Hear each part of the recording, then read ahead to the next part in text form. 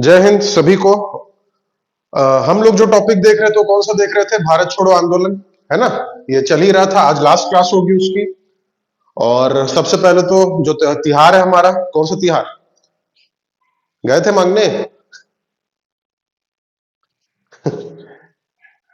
छेरछेरा, माई को ठीक है धान ला, हेर हेरा, अरन बरन कोदो करन, जब्बे देबे तब्बे टरन। हाँ, गए थे मांगने? नहीं। पहले गए हैं? पहले गए हैं कभी? पहले जाते थे। रायपुर में आए हैं तब से छूट गया। अच्छा। ठीक है। तो एक आर्टिकल, मतलब एक छोटा सा लेख भेजा था, पढ़े थे ग्रुप में। तो इतिहास तो जान रहे हैं सब लोग, है ना?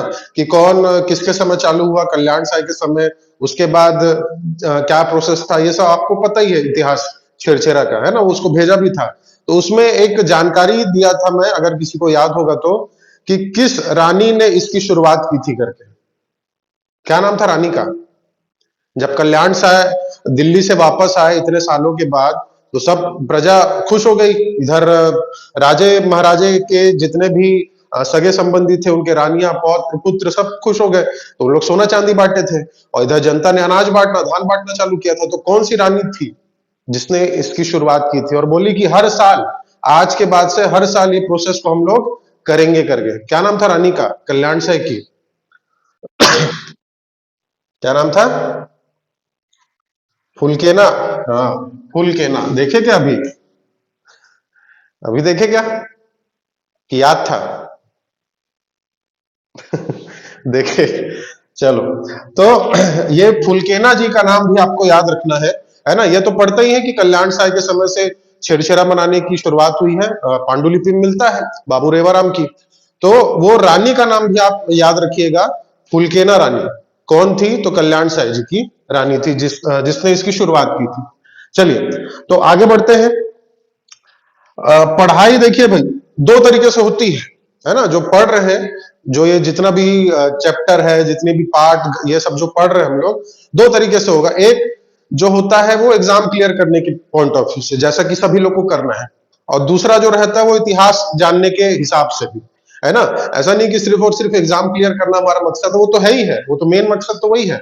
लेकिन ये जब पढ़ रहे हैं तो साथ साथ हम उन गुमनाम लोगों के बारे में भी जानेंगे, उनके कार्यों के बारे में भी जानेंगे। और जो छोटे छोटे क्षेत्र थे, हम लोग बात करते हैं सिर्फ किसकी? रायपुर की, बिलासपुर की, दुर्ग की, जो कि बड़े क्षेत्र थे। लेकिन और भी बहुत सारे ऐसे छोटे बड़े क्षेत्र थे जहां के बहुत सारे गुमनाम शहीदों ने, व्यक्तियों ने क्या किया है? कुर्बानियां दी थी देश के लिए, हमारे छत्तीसगढ़ राज्य के लिए। तो उनको भी देखते समझते साथ में चलना है। ठीक है? तो लास्ट आ गया है ये भारत छोड़ो आंदोलन का, है ना? एक मिनट ये ऐड कर लेते। लास्ट आ गया है, ये लास्ट टॉपिक रहेगा, है ना? 1942 का।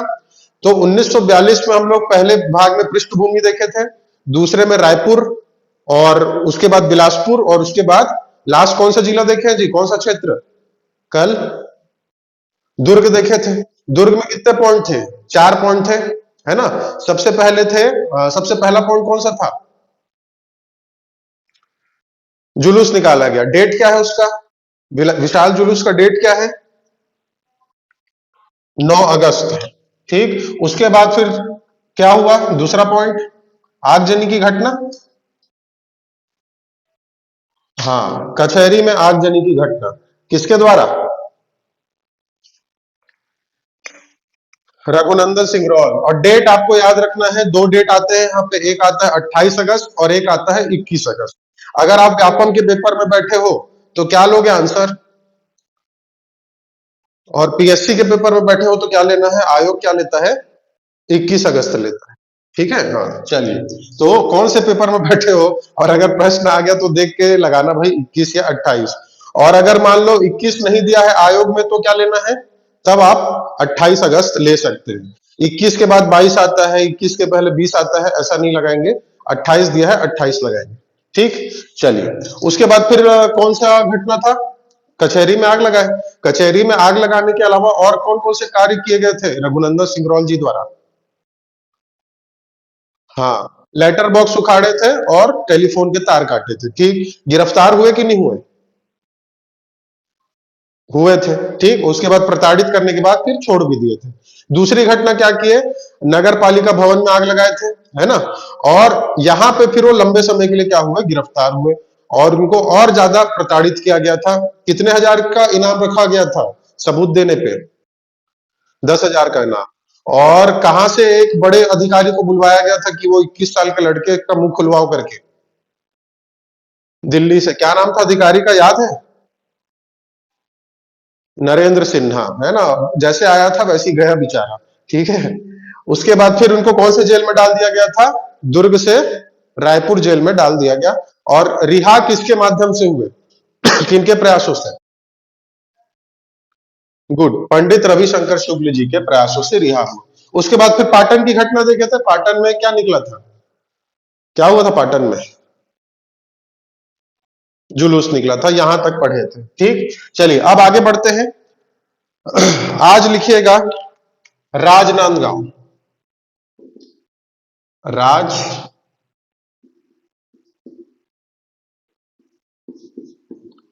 राजनांदगांव में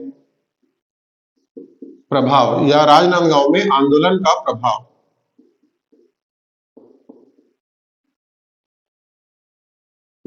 अब जैसे ही राजनांदगांव दिमाग में आ गया, ठीक, तो वैसी एक स्वतंत्रता संग्राम सेनानी का चेहरा घूमता है सामने। कौन? राजनांदगांव से ठाकुर प्यारेलाल सिंह। तो अगर मैं यहाँ पे प्रमुख नेतृत्वकर्ता लिखूं तो कौन आएंगे? वही आएंगे, ठाकुर प्यारेलाल सिंह। अब यहाँ पे ध्यान देना है, अगर प्रश्न पूछ लिया, क्योंकि सब बड़े नेता छत्तीसगढ़ के गए हुए थे ग्वालियर टैंक मैदान में, बंबई में अधिवेशन में भाग लेने के लिए, गिरफ्तार हो गए थे रास्ते में, है ना। कहाँ गिरफ्तार हुए थे जी? मलकानपुर में। कब गिरफ्तार हुए थे? तो 9 अगस्त को। तो उसमें राजनांदगांव के कौन, ठाकुर प्यारेलाल सिंह भी गिरफ्तार हुए थे क्या? नहीं हुए थे। हाँ, नहीं हुए थे। ठीक, तो ये रायपुर और राजनांदगांव की जिम्मेदारी संभाले थे। तो राजनांदगांव की भी बात कर रहे हैं तो यहां पे नेतृत्व करता आएंगे ठाकुर प्यारेलाल सिंह। और साथ ही आपको यह याद रखना है कि जैसे रायपुर में महिलाओं की भी भागीदारी रही, श्रीमती राधाबाई थी, है ना, और परगनिया मैडम थी, तो ये सब जितने भी थे महिलाओं की भी भागीदारी थी रायपुर में। वैसे ही राजनांदगांव में भी महिलाओं की जो भागीदारी थी वो प्रमुख रही थी, है ना। तो यहाँ पे आप लिख लीजिए, लिख लेंगे सहयोगी करके। सहयोगी में महिलाओं की भागीदारी प्रमुख रही, तो महिलाओं के नाम आप लिखेंगे। 2-3 महिला के नाम लिख लीजिए। जानकी बाई, जानकी बाई, रमाबाई और बसंती बाई। और भी हैं, लेकिन ये प्रमुख रूप से 3 नाम याद रखना है आपको, जानकी बाई, रमाबाई और बसंती बाई। और प्रमुख नेतृत्वकर्ता पूछेगा, पूछा जा चुका है, तो ठाकुर प्यारेलाल सिंह राजनांदगांव से। ठीक, चलिए इतना ही याद रखना है आपको राजनांदगांव। अब आते हैं जाजल्य देव की नगरी। जाजल्य देव की नगरी कौन सी है? जांजगीर चांपा, है ना। तो जांजगीर चांपा में भी आंदोलन हुआ था विभिन्न स्थानों पे, तो उसकी चर्चा कर लेते हैं। लिख लीजिए, लास्ट टॉपिक भारत छोड़ो आंदोलन का। जांजगीर चांपा में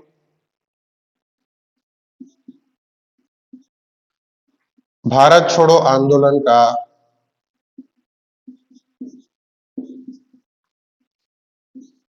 प्रभाव।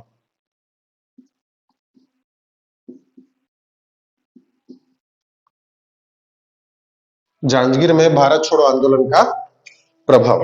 ठीक, तो यहां पे आपको याद रखना है अलग अलग स्थान। ठीक, नाम लिखे यहाँ पे, जैसे जांजगीर चांपा, तो जांजगीर चांपा एक ही है क्या? एक ही जगह है? नहीं है, सभी जान रहे हैं जांजगीर अलग है, चांपा अलग है। तो वैसी जैसे बलौदा बाजार, भाटापारा, खैरागढ़, गंडई, छुई खदान, वैसी। तो यहाँ पे जांजगीर में भी अलग लोगों द्वारा आंदोलन किए गए थे, यहाँ पे नेतृत्वकर्ता अलग है। और जो चांपा क्षेत्र था वहां पे अलग व्यक्तियों द्वारा क्या किया गया था? आंदोलन किया गया था। और ये जो आंदोलन किए हैं यहाँ के लोग, खास करके कहाँ के? जांजगीर चांपा क्षेत्र के। तो यहाँ के जितने भी स्वतंत्रता संग्राम सेनानी है वो टारगेट करते थे किसको? सरकारी कार्यालय पर। जो सरकारी कार्यालय होते थे, जो सरकारी भवन होते थे, जो इमारतें होती थी, उसको ये लोग टारगेट करते थे। और क्या करते थे वहां पे? तिरंगा झंडा फहराते थे। मेन इनका जो फोकस रहता था वो क्या रहता था? सरकारी इमारतों पर तिरंगा झंडा फहराना, है ना। और उसके इस कार्य के चलते इन लोग गिरफ्तार भी हुए थे। तो यहां पे अलग अलग क्षेत्र के हिसाब से ही आपको लिखना है। तो सबसे पहले जांजगीर का ही लिख लीजिए। जांजगीर, जांजगीर में जो प्रमुख नेतृत्व करता थे, अब देखिए यहां पे अगर मैं बोलूं, जैसे रायपुर से प्रमुख नेतृत्व करता देख रहे थे तो कौन आ रहे थे? रविशंकर जी आ रहे थे, वामन राव लाखे आ रहे थे, ठाकुर प्यारेलाल सिंह आ रहे थे, बिलासपुर से बैरिस्टर छेदीलाल, ये सब आ रहे थे। वैसे ही जांजगीर से कौन आ सकते हैं? जैसे राजनांदगांव से ठाकुर प्यारेलाल, बिलासपुर से छेदीलाल जी, वहां से रविशंकर शुक्ल। वैसे जांजगीर से कौन बड़ा नाम हो सकता है? बड़ा नाम मतलब जो स्वतंत्रता संग्राम सेनानी, जो बड़े थे मतलब बाकी लोग से ओहदे में बड़े थे, अनुभव में बड़े थे, और लोग उनको जानते भी थे। ऐसे बड़ा नाम कौन हो सकता है जांजगीर से? बताइए। बैरिस्टर छेदीलाल, कौन बताया जी? हाँ, बैरिस्टर छेदीलाल जी। बैरिस्टर छेदीलाल क्यों हो सकते हैं जांजगीर चांपा से? क्योंकि वो जांजगीर चांपा से ही, हाँ जांजगीर चांपा से ही थे। हाँ हाँ, चुनाव भी, हाँ वेरी गुड, चुनाव जो हुआ था 1900, कब हुआ था? 37 में। गुड, है ना। यही पॉइंट को पकड़वाना चाह रहा था, पकड़ भी लिया अच्छे से। तो 1937 में जो चुनाव हुआ था, वहां से कौन खड़े थे जांजगीर क्षेत्र से? बैरिस्टर छेदीलाल जी खड़े थे। ठीक, तो अपनी जनता का सुख दुख हाल प्रेरित करने का कार्य उनके द्वारा किया जाता था। ठीक, और साथ ही जांजगीर चांपा से निर्वाचित हुए थे, ये भी याद है हमको। और जांजगीर चांपा ही उनका क्या था? जन्म स्थान भी था। वहीं से ये क्या करते थे? बिलोंग करते थे, बैरिस्टर छेदीलाल। तो अगर हम यहाँ पे लिखें क्या कि इस क्षेत्र के प्रमुख प्रेरणा स्रोत या नेतृत्वकर्ता कौन थे, तो अतिशयोक्ति नहीं होगी, सीधा नाम आएगा बैरिस्टर छेदीलाल जी का। तो यहां पे आप ऐसे ही लिख लीजिए भाई, क्या? बैरिस्टर छेदीलाल या ठाकुर छेदीलाल इस क्षेत्र के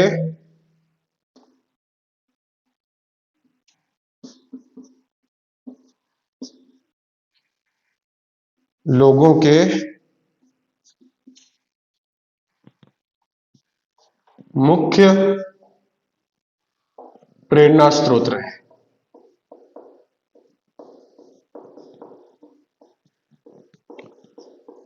ठीक, ये एक लाइन लिखेंगे तो आपको समझ में आ जाएगा कि हाँ, ये क्षेत्र के लोग किनकी बात मानते थे या किनके अकॉर्डिंग चलते थे, तो बैरिस्टर छेदीलाल जी। ठीक, अब आते हैं सबसे पहले जांजगीर चांपा। और यहां पे आपको ये भी ध्यान रखना है भाई कि ये जो बैरिस्टर छेदीलाल है, यहाँ पे हम लोग जांजगीर में तो नाम लिखे हैं, तो जांजगीर चांपा में जाके आंदोलन कर रहे थे क्या बैरिस्टर छेदीलाल?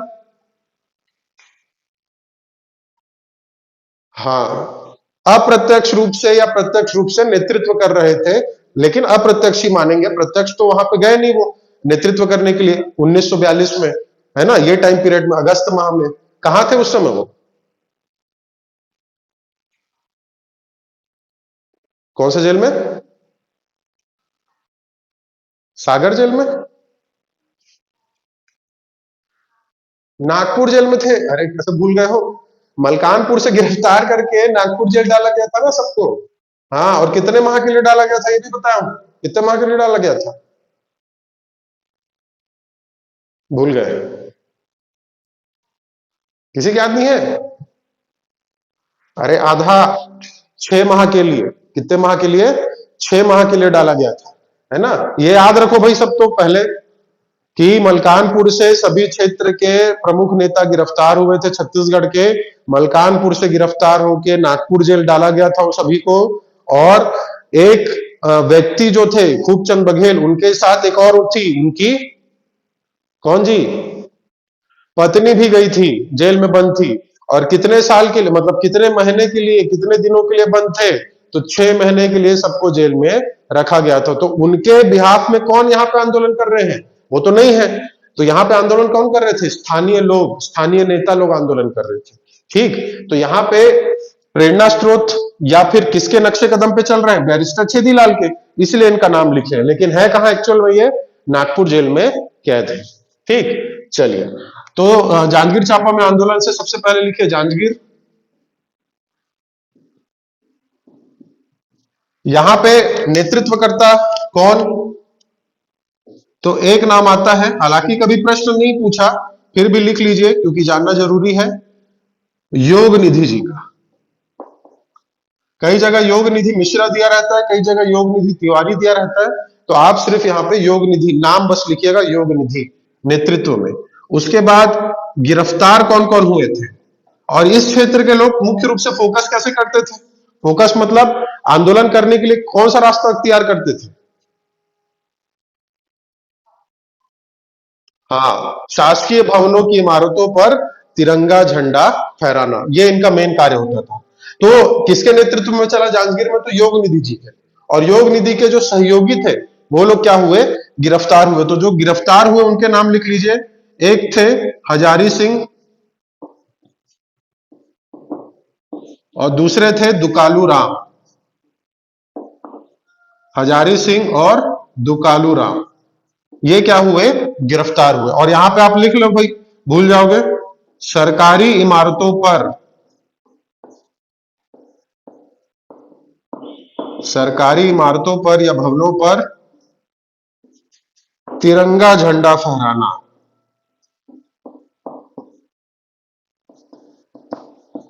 ये क्या था? इनका प्रमुख कार्य था या मुख्य कार्य था। ठीक, ये याद रखना है। तो यहाँ पे जांजगीर चांपा की बात कर रहे हैं, जैसे राजनांदगांव में सिर्फ एक नाम याद रखना है, ठाकुर प्यारेलाल सिंह, प्री के हिसाब से। मेंस में अगर पूछ दिया खुदा ना खास्ता, तो आप यहाँ पे महिलाओं की भागीदारी भी सुनिश्चित करेंगे, जिसमें ये इन महिलाओं के नाम आपको याद होने चाहिए। उसके बाद जांजगीर से आपको अलग अलग याद रखना है, जांजगीर का अलग याद रखना है, चांपा का अलग याद रखना है। जांजगीर से एक नाम याद रखिएगा, योग निधि जी का, जो कि प्रमुख नेतृत्व करता है। योग निधि कहां से? जांजगीर से।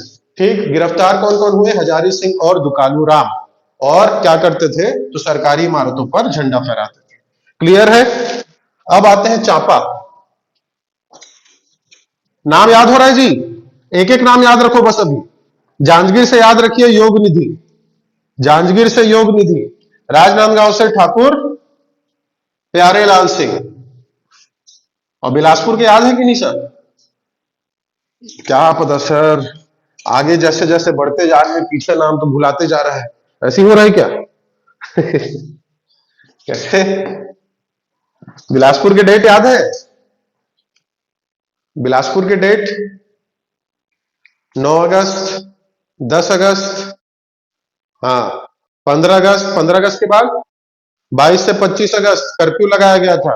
22 से 25 के बाद 26 सितंबर, वेरी गुड। और 26 सितंबर के बाद 2 अक्टूबर, है ना? 2 अक्टूबर को जुलूस निकला था, गांधी जयंती, है ना? गांधी जयंती का जुलूस नहीं निकला था, गांधी जी के बर्थडे के दिन जुलूस निकाले थे। और जिसका नेतृत्व किसने किया था 2 अक्टूबर वाले का? बिलासपुर में, वेरी गुड, भुवन भास्कर सिंह। और 15 अगस्त वाले का किसने किया था जुलूस का नेतृत्व? कालीचरण जी, गुड, वेरी गुड। ऐसी एकदम तुरंत तुरंत आंसर आना चाहिए। चलिए, अब जांजगीर का हो गया, जांजगीर से योग निधि जी का नाम याद रखना है। अब याद रखेंगे चांपा। चांपा में भी जो विद्यार्थी थे उनकी भागीदारी प्रमुख रही, और ये लोग भी क्या करते थे? तो ये लोग भी वही सरकारी इमारतों पर झंडा फहराना इनका प्रमुख कार्य होता था। यहां से जो नेतृत्व करता थे, नेतृत्व लिखिएगा नारायण वाजपेयी, नारायण वाजपेयी।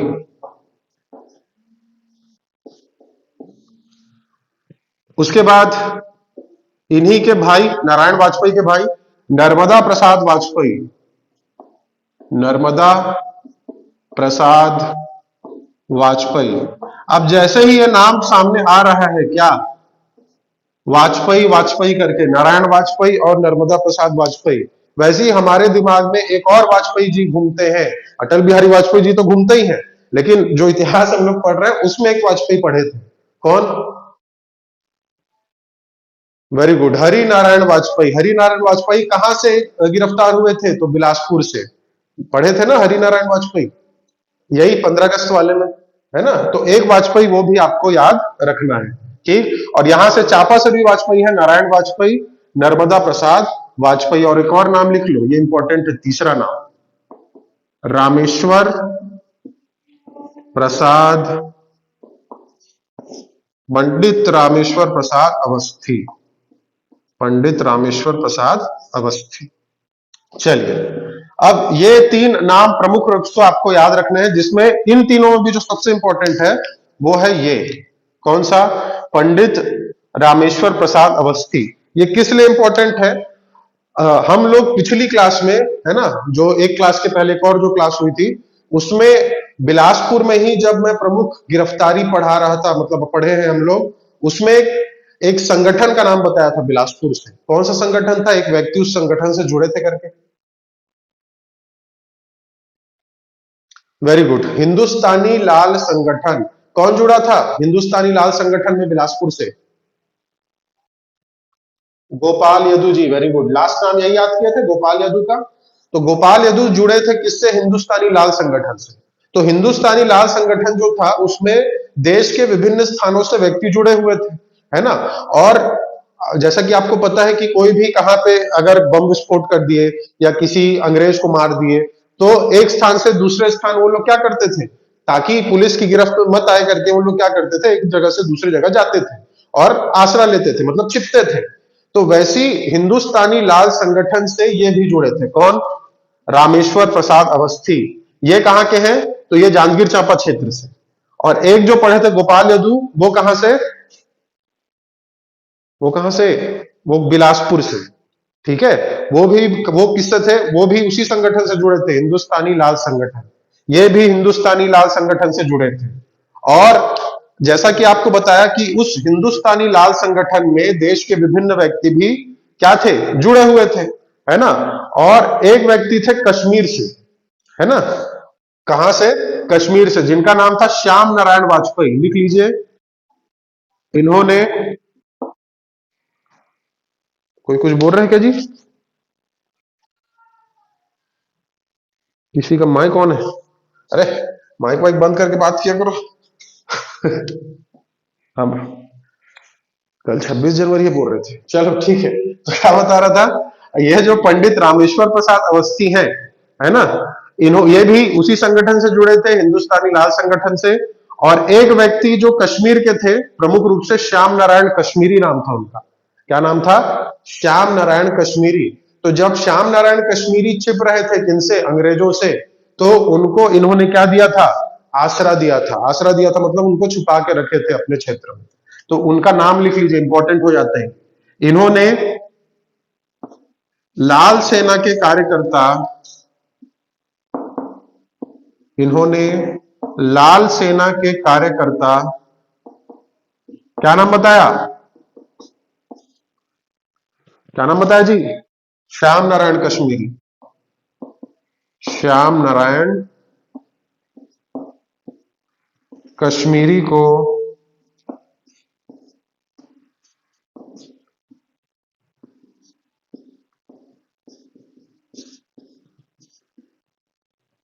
आश्रय प्रदान किया था।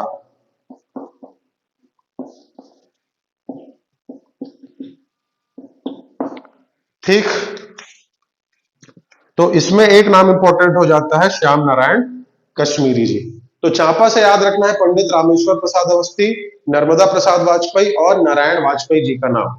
ठीक, अब आते हैं एक क्षेत्र है अकलतरा। अकलतरा कौन से जिले में आता है जी? इसी जिले में आता है ना? लिख लेंगे अकलतरा। अकलतरा की स्थापना किसने की थी?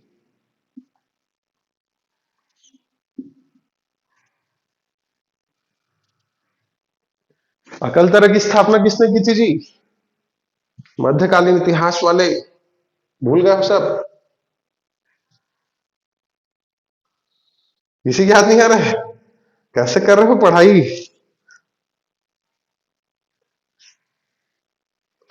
किसने किया है? सीरियस पूछ रहा हूं मैं, मजाक नहीं है। अकाल देव नाम था क्या सर? हाँ वही है। ठीक है। तुक्का सही लगा। तुक्का मतलब देखो, पता था, है ना? सभी लोग को पता होगा लेकिन बताया नहीं रहे होगे, ऐसा मैं मान के चलता हूं।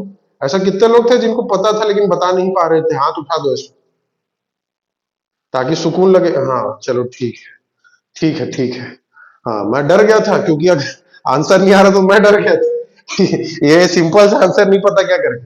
तो अकलतरा जिसकी स्थापना किसने की थी? राजा अकाल देव ने की थी। तो उस क्षेत्र से भी प्रमुख स्वतंत्रता संग्राम सेनानियों ने क्या लिया है? भाग लिया। तो प्रमुख रूप से दो तीन नाम लिख लीजिए। नेतृत्व यहां पे भी हुआ, गिरफ्तार भी हुए, तो सीधा गिरफ्तार लिख लीजिए। गिरफ्तारी, गिरफ्तारी किनकी हुई? तो यहां पे याद रखना है आपको, मालू राम केडिया जी का नाम। मालू राम केडिया। कहां से? अकलतरा से। और एक थे म से ही, मालू राम केडिया हो गए, इसको पहला दे दीजिए। दूसरा थे मनराखन सिंह। मनराखन सिंह जी। कहां से? तो अकलतरा से। अकलतरा से दो व्यक्ति, मालूराम और मनराखन। मालूराम और मनराखन कहां से? अकलतरा से। ठीक। और गिरफ्तार हुए। गिरफ्तार जब ये हुए तो इन पर जुर्माना लगा था 50 रुपए का। 50 रुपए क्या लगाया गया इन पे? जुर्माना लगाया। और किस लिए गिरफ्तार हुए थे? आपको कारण पता ही है। किस लिए गिरफ्तार हुए थे? क्योंकि इन्होंने क्या किया था? हाँ ठीक है, जुलूस निकाले थे, झंडा फहराया था, है ना, आंदोलन किया था। तो यहां पे दो व्यक्तियों का नाम, 50 रुपए जुर्माना तथा 1.5 साल की, 1.5 वर्ष की सजा इन्हें सुनाई गई। ठीक। कहां से? तो अकलतरा से। मालूराम और मनराखन जी। उसके बाद आते हैं जांजगीर हो गया। जांजगीर के बाद चांपा देखे। चांपा के बाद देखे अकलतरा। और अकलतरा के बाद एक धार्मिक जगह जांजगीर का। जांजगीर में कौन कौन सा धार्मिक स्थल है प्रमुख? त्रिवेणी संगम कहाँ है? शिवरी नारायण में। कौन कौन सी नदियों का संगम है शिवरी नारायण में?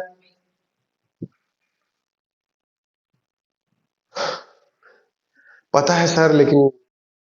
हाँ, महानदी, शिवनाथ और क्या चापता है जी? खेत में जाओगे तो है। Joke, very good. कौन सी नदी? जोक नदी। अब यहां पे भी प्रश्न पूछता है कि महानदी का जो त्रिवेणी संगम है कहां कहां पे प्रमुख रूप से? तो राजिम में है, शिवरी नारायण में है, चंद्रपुर में है। तो अभी शिवरी नारायण की बात करें तो शिवरी नारायण से ही पूछता हूं। अब ये प्रश्न तो बनता ही है कि त्रिवेणी संगम शिवरी नारायण में है, और महानदी क्या बताए? महानदी जोक और शिवनाथ का संगम है। गुड। अब यहां से और क्या प्रश्न बनता है कि महानदी का जो त्रिवेणी संगम शिवनाथ और जोक है, तो उसमें शिवनाथ कौन सी सहायक नदी है? कौन सी सहायक नदी मतलब उत्तर की सहायक नदी है कि दक्षिण की सहायक नदी है? कौन सी सहायक नदी है शिवनाथ? महानदी की उत्तर की सहायक नदी की दक्षिण की सहायक नदी? क्या बता रहे हैं? उत्तर? पक्का? दक्षिण वाले तो कोई नहीं है? Very good. क्या बात है, एक ही जन गलत बताए, है ना, दक्षिण करके, बाकी लोग सही थे। उत्तर की सहायक नदी है जी शिवनाथ। और दक्षिण की कौन सी है? दक्षिण की जोक, है ना। ये महानदी ऐसे निकलती है यहां से मुख्य रूप से। ठीक है, इधर से जाती है। कौन सी? शिवनाथ नदी ऊपर। देखो उत्तर का अर्थ यह है कि शिवनाथ के ऊपर साइड से, ऊपर साइड से मतलब इस ऊपर, उत्तर की दिशा की ओर से आती है और नीचे जाती है, महानदी में मिलती है, तो ये उत्तर की सहायक नदी कहलाई। और जो कहां से निकलती है? जो आती है उड़ीसा से। उड़ीसा से जाती है महासमुंद। महासमुंद से बड़ौदा बाजार। बड़ौदा बाजार में जो क्षेत्र है बड़ौदा बाजार से फिर आती है कहां? जांजगीर चांपा शिवरी नारायण। तो ये नीचे से जाके फिर ऊपर महानदी मिलती है, तो ये दक्षिण की सहायक नदी थी। ठीक है। तो प्रमुख नदियों के नाम आपको याद रखने हैं। महानदियों के उत्तर की सहायक नदियां और दक्षिण की सहायक नदियां। जोक भाई, जोक जाते हो आप लोग कहीं कीचड़ दलदल में, तो जोक कहाँ काटेगा? सर में काटता है कि नीचे काटेगा? पैर में? नीचे काटता है ना। ठीक है, हाँ, पैर में काटेगा। तो ऐसे याद रख लो, जोक जोक नीचे से, यानी कि दक्षिण की सहायक नदी। चलो भूगोल में आ गए हम लोग, इतिहास में वापस आते हैं। शिवरी नारायण की बात कर रहा था। शिवरी नारायण में कौन सा मंदिर है जी? शिवरी नारायण में कौन सा मंदिर है? कितने लोग गए हो शिवरी नारायण? हाथ ऊपर करो। गए हैं, हाँ, ये तो मेरे साथ ही गए हैं। राम मंदिर है? कौन सा मंदिर बता रहे हैं?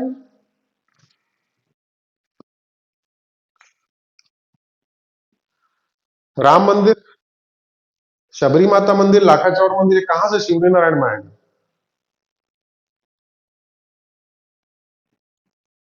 वो खरौद में है। अरे तुम कैसे क्या करोगे जरूरत। शिवरी नारायण और लगा हुआ है 2 किलोमीटर की दूरी पर क्या? खरौद। 2 किलोमीटर के डिस्टेंस में लगभग लगभग यहाँ पे खरौद है। खरौद का प्राचीन नाम पूछता है। खरौद का प्राचीन नाम क्या है? ओहो हो, बड़ा दिक्कत हो गया जी। मैं कहा मनराखन सिंह से इधर आ गया हूँ, लेकिन जरूरी है, इधर थोड़ा सा रिपीटेशन जरूरी है। खरौद का प्राचीन नाम पूछता है, क्या है खरौद का प्राचीन नाम? है खल्लावाटी का। खल्लावाटी का खल्लारी का है। खरौद का प्राचीन नाम है इंद्रपुर। बहुत अच्छा तैयारी चल रहा है लग रहा है सबका भी। ठीक है, खरौद का प्राचीन नाम क्या है? इंद्रपुर है। शिवरी नारायण अलग, खरौद अलग, लगा हुआ है लेकिन 1.5 से 2 किलोमीटर के डिस्टेंस पे है। शिवरी नारायण में जो प्रमुख मंदिर है ना, शिवा काशी क्षेत्र कहा जाता है ये, है ना। तो यहाँ पे आपको याद रखना, जो शिवरी नारायण है यहाँ पे शिवा काशी, विष्णु काशी क्षेत्र, यानी विष्णु जी का मंदिर, शिव जी का मंदिर, उसके हिसाब से। तो यहाँ पे जो विष्णु जी का मंदिर है प्रमुख, वो है नर नारायण मंदिर। कौन सा मंदिर? नर नारायण मंदिर। ये कहां है? तो यह है शिवरी नारायण में। साथ ही शिवरी नारायण में नर नारायण मंदिर के साथ साथ विष्णु जी का मंदिर, शंकर जी का भी मंदिर है, जो कलचुरी वंश के एक सेनापति द्वारा बनवाया गया था। मराठा काल, कलचुरी काल के भी बहुत मंदिर है यहाँ पे। तो एक मंदिर है, कौन सा मंदिर? जो पुराना एक हीरो था, चंद्रचूर्ण, चंद्रचूर्ण महादेव मंदिर। कौन सा मंदिर? चंद्रचूर्ण महादेव मंदिर। ये कहाँ है? तो ये भी शिवरी नारायण में है। ठीक है, यहाँ पे शिवरी नारायण से हम लोग शबरी माता और नारायण भी, राम भगवान ऐसे करके सोच लेते हैं। तो क्या बता रहा था, शबरी माता का मंदिर भी शिवरी नारायण में होगा ऐसा लग जाता है, लेकिन एक्चुअल में कहाँ है वो? कहाँ है? खरौद में। ठीक है, तो शबरी माता मंदिर है कहाँ? खरौद में, शबरी माता जी। ठीक, और साथ ही खरौद में शंकर जी का एक बहुत फेमस मंदिर है। कौन सा मंदिर? लखनेश्वर महादेव मंदिर, है ना, या लक्ष्मणेश्वर महादेव मंदिर। और वही लखनेश्वर महादेव को क्या कहा जाता है? लाखा, लाखारचाऊ। अरे ये इसमें कंफ्यूज मत होना जी, ये एकदम बहुत सिंपल वाला है ना। इसमें नर नारायण, चंद्रचूड़ महादेव, खरौद, शबरी माता, लखनेश्वर, इंद्रपुर, ये सब याद रखो। पर्यटन वाला सब इंपॉर्टेंट है। पर्यटन के हिसाब से भी, भूगोल के हिसाब से भी, इतिहास के हिसाब से भी, सभी का मिश्रण है।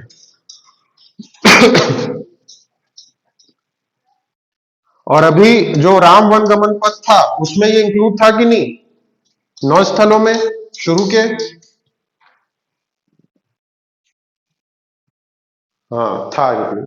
चलिए, तो हम बात कर रहे थे इसी शिवरी नारायण की। त्रिवेणी संगम देख लिए, मंदिर देख लिए, नहा भी लिए, स्नान भी कर लिए, दर्शन भी हो गया और खरौद भी चले। अब इसी शिवरी नारायण में भी क्या हुआ था? धार्मिक जगह थी, तो इसका मतलब ये थोड़ी कि सब पंडित लोग वहां पे क्या कर रहे थे? पूजा पाठ कर रहे थे। अंग्रेज यहाँ पे प्रताड़ित कर रहे हैं, गोलीबारी चला रहे हैं, जेल में ठूस दे रहे हैं, कैद कर रहे हैं, और पंडित क्या कर रहे हैं वहां पे? सिर्फ और सिर्फ भगवान का पूजा कर रहा है, ऐसा नहीं था। ठीक है, शास्त्र के साथ साथ शस्त्र भी उठाते थे ये लोग। तो यहाँ पे जो शिवरी नारायण है, तो इस शिवरी नारायण क्षेत्र के एक पंडित का नाम हम लोग पहले भी पढ़े थे, अगर याद होगा तो। जब असहयोग असहयोग से पहले भी इसको पढ़े हम। याद करिए, रॉलेट एक्ट उस समय पढ़े थे। कपिल पंडित, याद आ रहा है कुछ? लिख लीजिए। हाँ, गुड। लिख लीजिए, नेतृत्व पंडित कपिल नाथ शर्मा। धार्मिक क्षेत्र होने के का मतलब ये नहीं कि क्या होगा सिर्फ पूजा पाठ पे ध्यान देंगे और जो लोगों पे जुल्म ढा रहे हैं वो उसका कुछ नहीं करेंगे, नहीं, ऐसा कुछ नहीं था। ठीक है, बढ़ चढ़ के इन लोग भी हिस्सा लिया। तो पंडित कपिल नाथ शर्मा, इनका नाम हम लोग पहले भी पढ़े हैं। यहाँ पे भी क्या करेंगे, लोगों को प्रेरित करने का कार्य, आंदोलन करने की जिम्मेदारी यहाँ से इन्हीं की थी। उसके बाद एक और पंडित थे, पंडित लाल जी। पंडित लाल जी, ठीक। एक व्यक्ति थे झाड़ू राम यादव। झाड़ू राम यादव। और झाड़ू राम देवांगन कौन है? हाँ, पंडवानी के गुरु गायक जिन्हें कहा जाता है, ठीक। और ये है झाड़ू राम यादव, ये दूसरे व्यक्ति नाम सेम है। तो पंडित कपिल नाथ शर्मा, पंडित लाल जी और पंडित झाड़ू राम यादव क्या हुए, आंदोलन किए। और आंदोलन करने के बाद ये लोग क्या हुए, गिरफ्तार भी हुए, सजा भी हुई इनको। ठीक है, इन पे कितना जुर्माना लगाए थे अकलतर वालों पे? 50 रुपए जुर्माना लगा था। इन पे कितना जुर्माना लगा था? इन पे जुर्माना लगा था 200 रुपए। 200 रुपए जुर्माना लगा था शिवरी नारायण वालों पे। और ये कितने साल के लिए गिरफ्तार हुए थे? 1.5 साल के लिए। और ये कितने साल के लिए? 1 साल के लिए।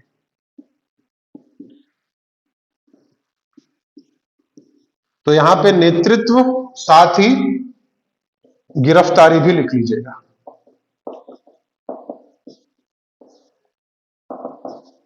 क्लियर?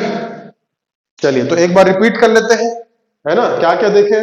जांजगीर चांपा से प्रमुख नाम बस याद रखना है, ठीक। चलो, मिटा दूं ना इसको, साथ साथ जो लिख रहे हैं वो लिख डालें। कैसे? हाँ, तो सबसे पहले आज की क्लास में क्या देखे? सबसे पहले देखे राजनांदगांव। राजनांदगांव में विद्यार्थियों की भागीदारी प्रमुख रूप से रही। कूट वाला प्रश्न है, हाँ कि नहीं, उत्तर दीजिए। नहीं, महिलाओं की रही। यस, महिलाओं की प्रमुख रूप से भागीदारी रही। एक आध दो महिला का नाम बताइए राजनांदगांव से नेतृत्व में।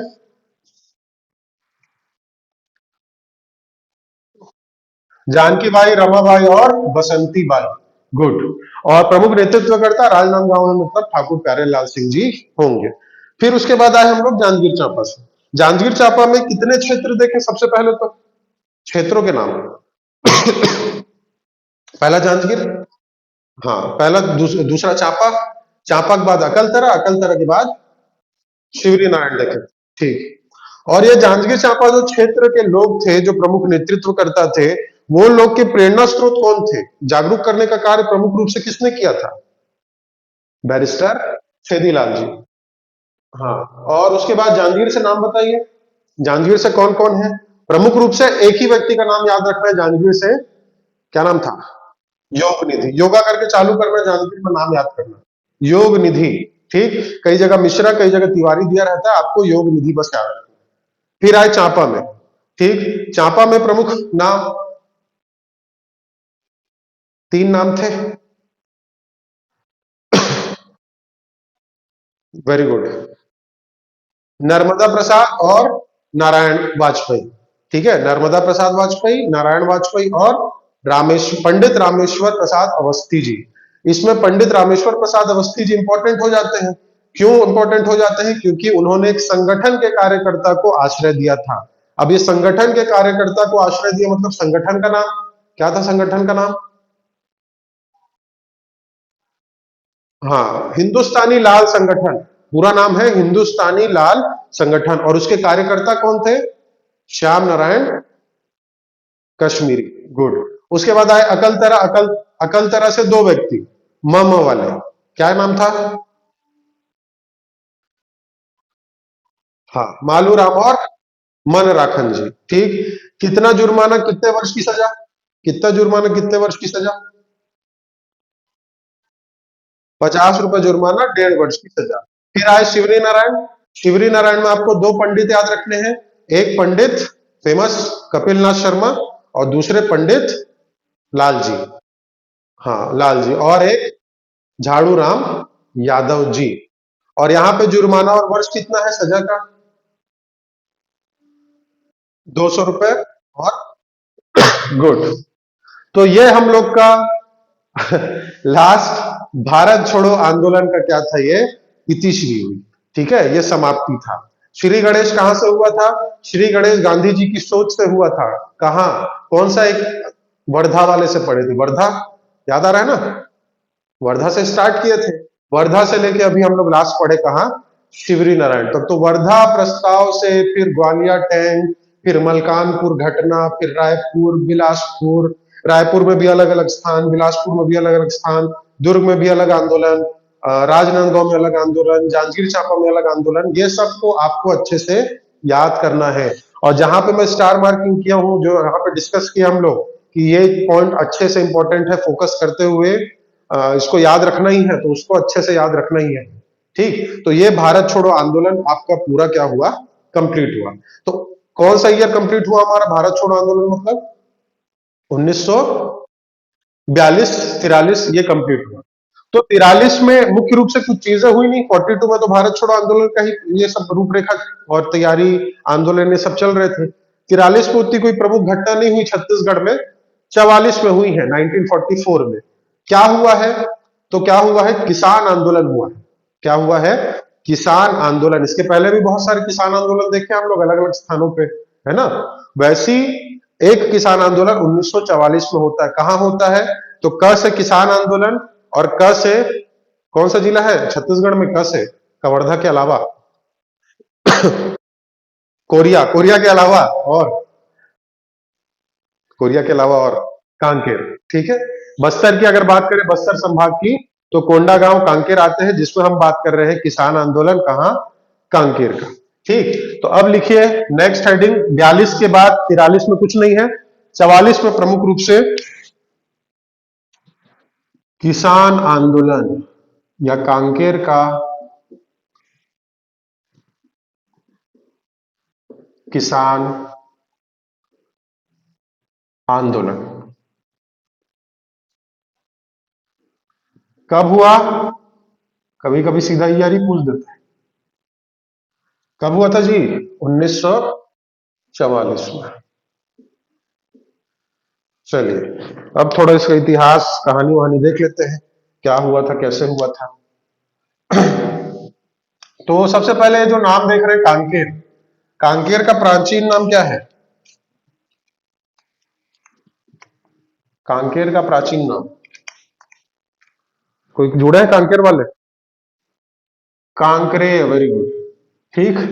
और इस कांकेर शहर की स्थापना किस राजा ने की थी?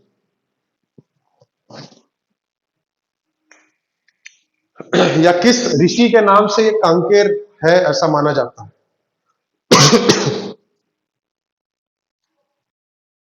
कौन सा ऋषि? कंस ऋषि? कंक ऋषि। ठीक है, कौन सा ऋषि? कंक ऋषि, है ना? तो ये कांकेर में क्या हुआ? किसान आंदोलन। यहां पे आपको थोड़ा सा पृष्ठभूमि समझना है। 1944 की बात है, कांकेर रियासत थी, है ना? छत्तीसगढ़ में टोटल कितनी रियासतें थी? जैसे पूरे भारत में बोलते हैं 562 और 561 ये सब रियासतें थी, वैसे ही छत्तीसगढ़ में कितनी रियासतें थी? कितनी बताए? 14 रियासतें। Very good. 14 रियासतों के नाम तो हम लोग बहुत बार डिस्कस भी किए हुए हैं, याद भी होगा। याद है किसी को 14 रियासतों के नाम? कैसे पुराने इधर जो पढ़ रहे हैं, जागृति, गायत्री, सृष्टि, दीपेंद्र, निमिष, याद है? 14 रियासतें छत्तीसगढ़ की। क्या छुई? काके राखे। हाँ, गुड। आगे। कुछ नहीं है भाई, ऐसी याद रख लो। 14 रियासतों के नाम।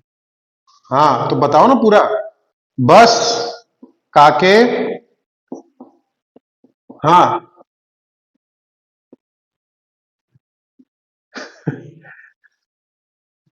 उस जचा,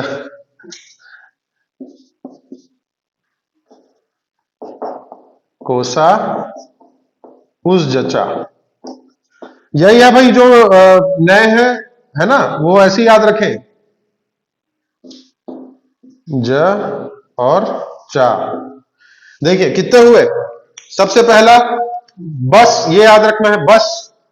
ठीक, उसके बाद काके, नाक, छुई, राखे। 1 2 3 4 5 6 7 8 9 10 11 12 13 और ये 14। ठीक, तो बस, काके, नाक, छुई, राखे, कोसा उस जचा, इसको ऐसे ही याद रखना।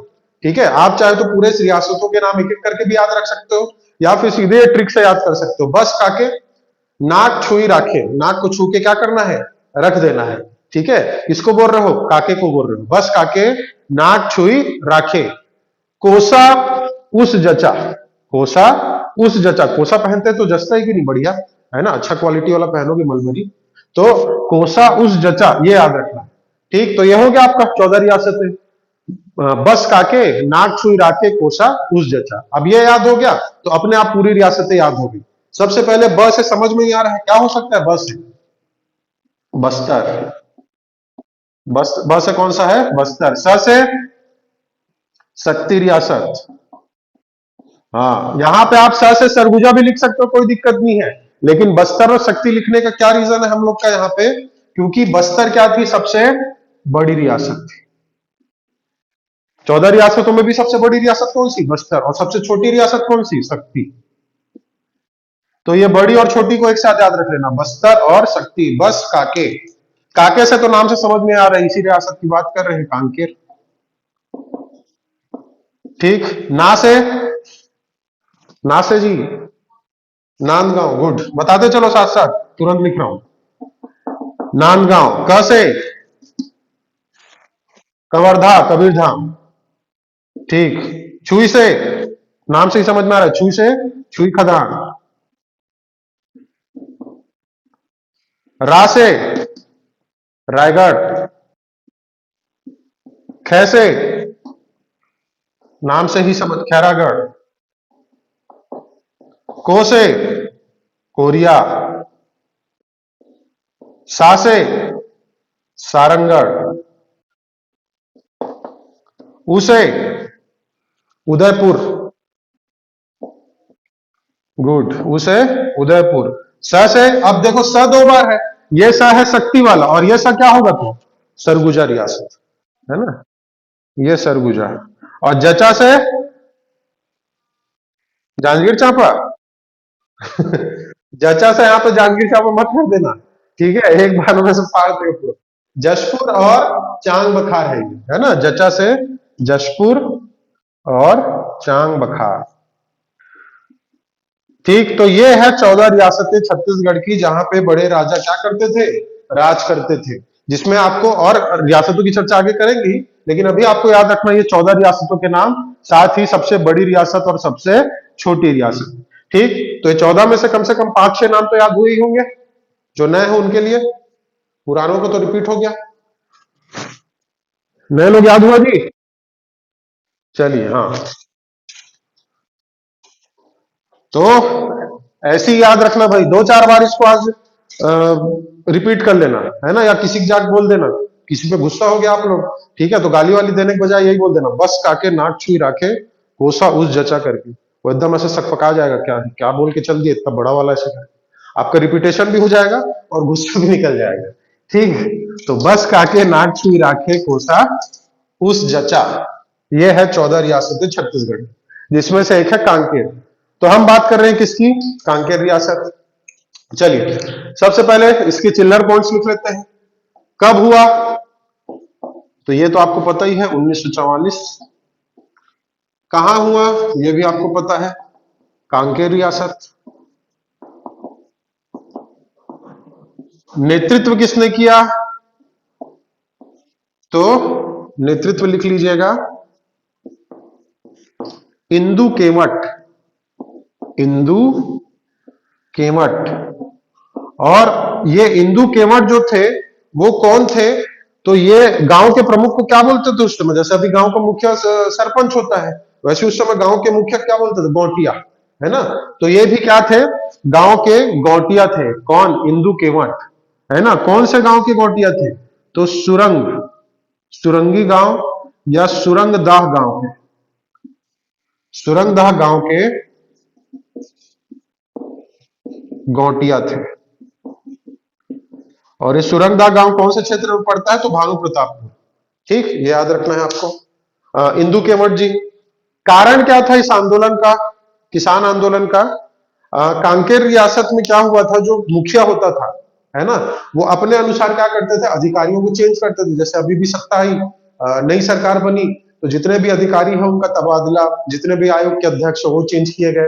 तो अपने अनुसार क्या करता है वो? अपने अधिकारी अपने हितैषी लोगों को रखते हैं।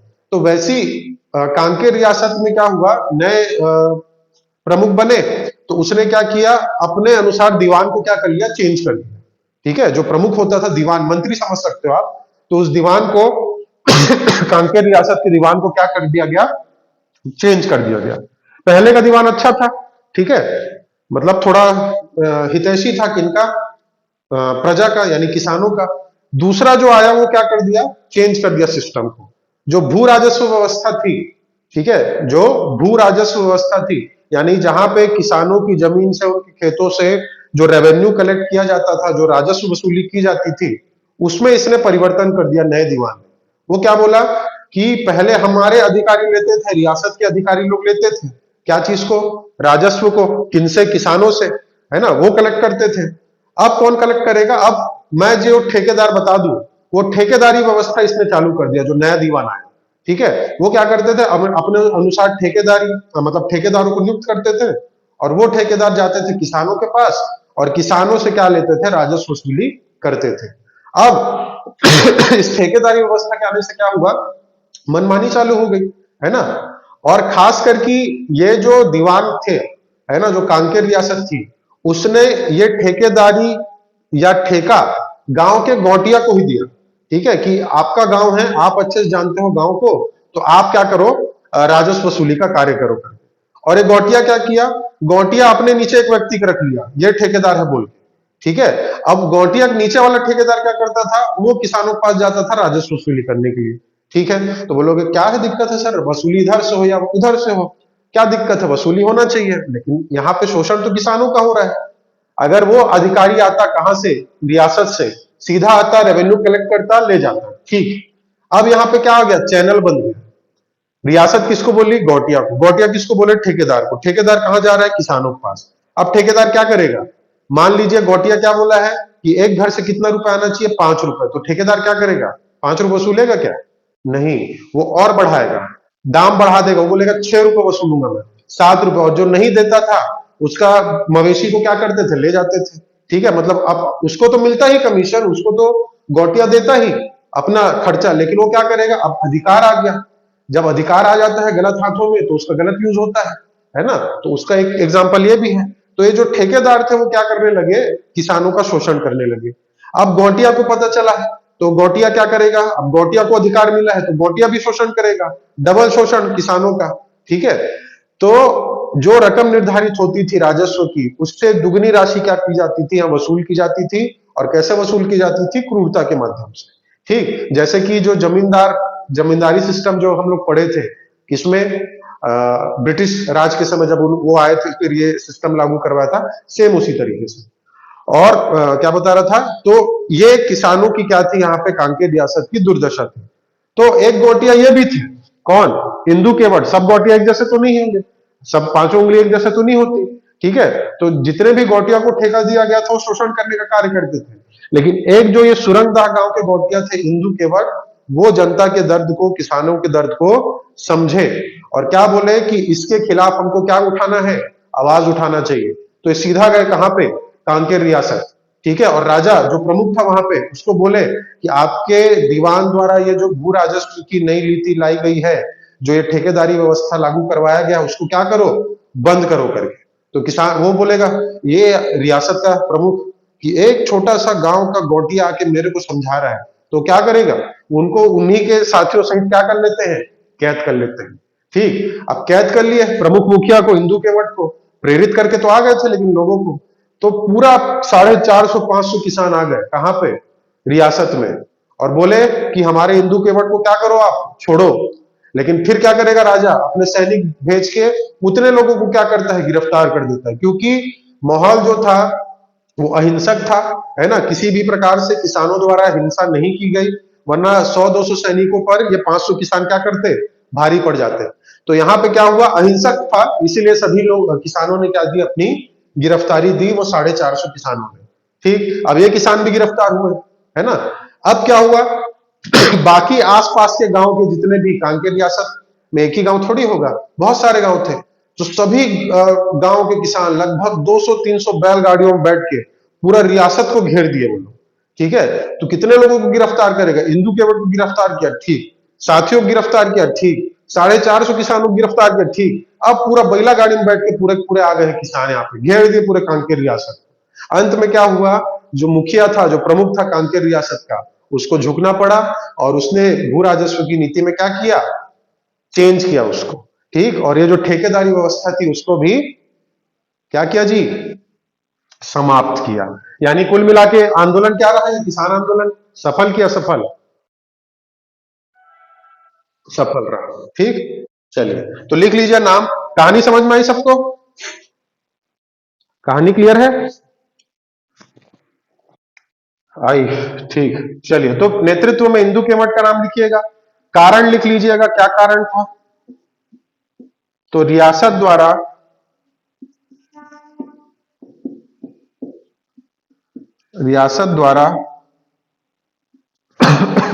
नई भू राजस्व नीति के तहत, नई भू राजस्व नीति के तहत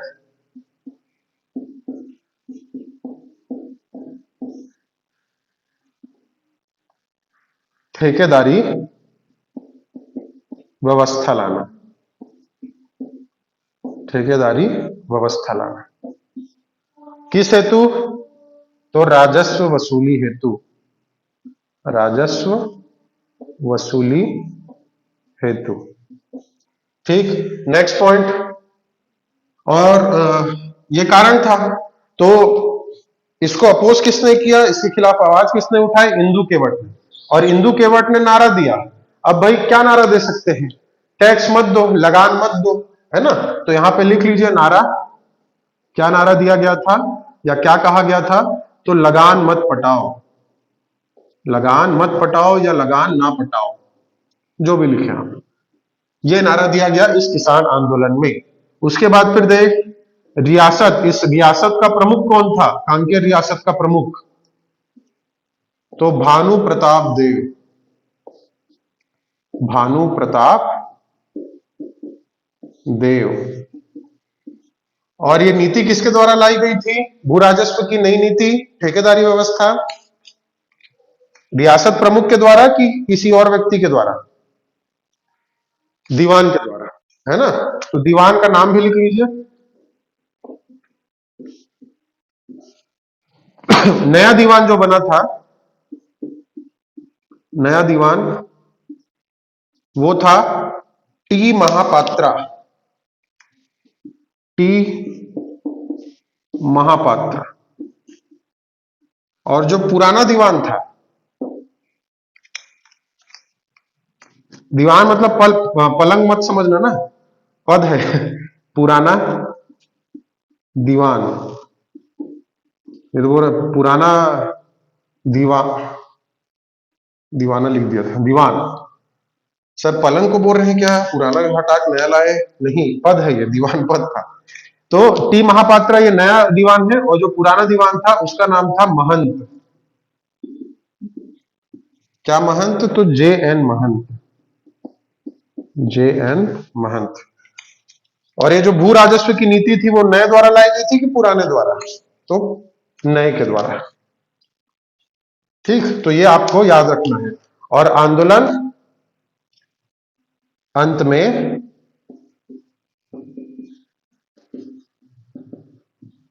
सफल रहा। ठीक, तो ये था क्या, कांकेर का किसान आंदोलन, ठीक, 1944। इसमें सभी पॉइंट्स इंपॉर्टेंट है, ठीक है। इसमें जो सबसे ज्यादा इंपॉर्टेंट मेन पॉइंट है वो ये आपका ये है, नेतृत्वकर्ता इंदु केवट, ये नाम याद रखना है। डेट याद रखना है, ईयर, पर्टिकुलर डेट नहीं मिलता, ईयर याद रखना 1944। साथ ही दीवान टी महापात्रा का नाम आपको याद रखना है, ठीक। तो ये था किसान आंदोलन 1944, और इसके पहले देखें भारत छोड़ो आंदोलन। अब जो नेक्स्ट क्लास रहेगी उसमें 45 और 46 देखेंगे कि 1945 में क्या घटना घटी छत्तीसगढ़ में, 46 में क्या हुआ। 46 ज्यादा इंपॉर्टेंट है। 46 में क्या हुआ, फिर से क्या हुए, चुनाव कराए गए, है ना। अब यहाँ पे सबसे ज्यादा पावर आ जाएगा, हमारे मुख्यमंत्री फिर बनेंगे कौन, पंडित रविशंकर शुक्ल। इसीलिए तो फिर वो सब जितने भी कैदी थे, मतलब हमारे जो राजनीतिक कैदी थे, प्रमुख प्रमुख सबको छुड़ाने का काम करेंगे वो, है ना। तो वो घटना को देखेंगे कि कैसे चुनाव हुए, क्या हुआ, कैसे हुआ, है ना, कैसे पद उनको मिला, कितनी सीटें मिली, किनको क्या अधिकार प्राप्त हुए थे, ठीक। लेकिन अभी 1944 तक जितना पॉइंट हम लोग देखे हैं उतना आपको अच्छे से कंठस्थ हो जाना चाहिए, ठीक। आज की क्लास में कोई डाउट, आज की क्लास में कोई डाउट किसी को नहीं है, ठीक है। तो चलो ठीक है, और कोई रहेगा तो पूछिएगा, बाकी फिर नेक्स्ट क्लास में देखेंगे। आप लोग को फिर से एक बार छेरछेरा तिहार की गाड़ा गाड़ा बधाई, ठीक। चलिए बाकी नेक्स्ट क्लास में देखेंगे, तब तक के लिए हाँ कल, हाँ कल वही है, अगर कार्यक्रम थोड़ा लेट वेट हो जाएगा तो मैं मैसेज करके बता दूंगा आप लोग को 12 बजे के पहले ही, ठीक है। ग्रुप में डाल दूंगा क्लास का, मेरे ख्याल से तो 90% चांस है क्लास होगी कल, ठीक है। तो रेडी रहेंगे, बाकी ग्रुप में आप लोग को सुबह ही बता दूंगा क्लास का, है ना, ताकि आप लोग को शाम तक इंतजार मत करते हो, ठीक। चलिए ठीक है, फिर बाकी नेक्स्ट क्लास में देखेंगे, तब तक के लिए धन्यवाद। जय हिंद, जय जोहार, जय छत्तीसगढ़, जय छत्तीसगढ़ महतारी, जय भूमकाल, जय श्री राम, जय सतनाम, जय माता दी, हर हर महादेव। शुभ रात्रि जी, थैंक यू।